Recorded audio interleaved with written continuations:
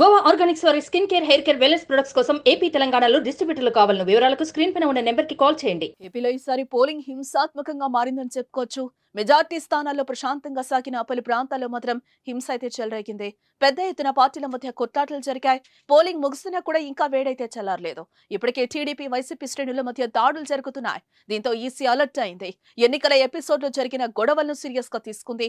ఈ మేరకు ఏపీలో జరిగిన హింసాకాండలో ముఖ్యంగా 4 ఏరియాలను గుర్తించి యాక్షన్ తీసుకునేందుకు రెడీ అయ్యింది. తాడిపత్రి, మాచర్ల, చంద్రగిరి, నర్సరావుపేట ఘటనలపై తీవ్ర ఆగ్రహం వ్యక్తం చేస్తోంది.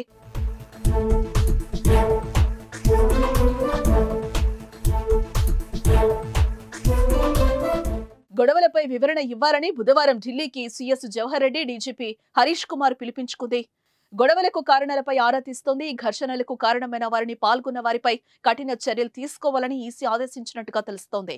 గొడవల్లో పాల్గొన్న వారు ఎవరైనా సరే ఉపేక్షించేది లేదని AP CEC Mukesh Kumar Meena clarity ఇచ్చారు. ఇప్పటికే నర్సరావుపేట, మాచర్లలో ముఖ్య నేతలను హౌస్ అరెస్ట్ చేసినట్టుగా చెప్పారు. చంద్రగిరిలో దాదాపు 30 మందిని అదుపులోకి తీసుకున్నట్టుగా వివరించారు. ఎన్నికల రోజు 9 ప్రాంతాల్లో ఈవీఎం మెషిన్లను ధ్వంసం చేసినట్టుగా గుర్తించారు. సీసీ కెమెరా ఫుటేజ్ ఆధారంగా ఒక్కొక్కరిని గుర్తించి సివియర్ కేసులు ఫైల్ చేస్తున్నారు. మరో 2 రోజుల్లో అందరినీ గుర్తించి జైలుకు పంపిస్తామని చెప్తున్నారు. మే 13న పోలింగ్ సందర్భంగా పల్నాడు జిల్లా అట్టుడికింది. మాచర్ల, నర్సరావుపేటలో భారీగా గొడవలు జరిగాయి. వైసీపీ, టీడీపీ నాయకుల మధ్య రాళ్ల దాడి చేసుకున్నారు. ఆందోళనకారులను అదుపు చేయడానికి పోలీసులు రబ్బర్ బుల్లెట్లను కూడా ప్రయోగించాల్సి వచ్చింది. పోలింగ్ తర్వాత రోజు కూడా ఉద్రిక్తత పరిస్థితులు కొనసాగుతూ ఉండడంతో జిల్లా వ్యాప్తంగా 144 సెక్షన్ విధించారు పోలీసులు.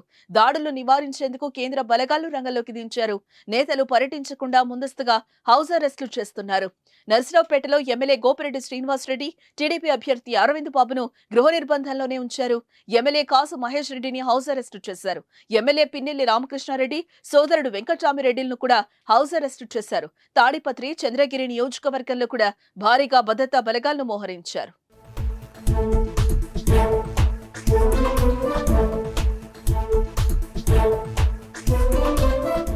సుమన్ టీవీలో మీ పర్సనల్ అండ్ బిజినెస్ ప్రమోషన్స్ కోసం కింది నెంబర్కి కాంటాక్ట్ చేయండి.